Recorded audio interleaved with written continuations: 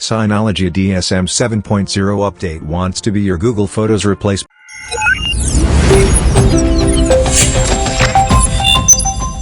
Synology is pushing a big version 7.0 update to its DiskStation Manager OS, introducing features that adapt to the complex needs of users and businesses.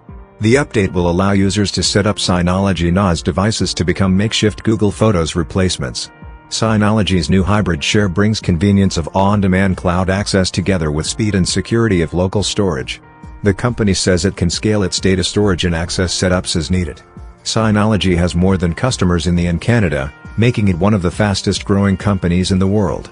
Synology's new hybridshare brings convenience of on-demand cloud access together with speed and security of local storage. The company says it can scale its data storage and access setups as needed. Synology has more than customers in the Canada, making it one of the fastest-growing companies in the world. Synology has added a mobile app to its PhotoStation and Moments apps. The new Synology Photos offers not just a way to browse your memories but also ways to share and organize them, including facial recognition.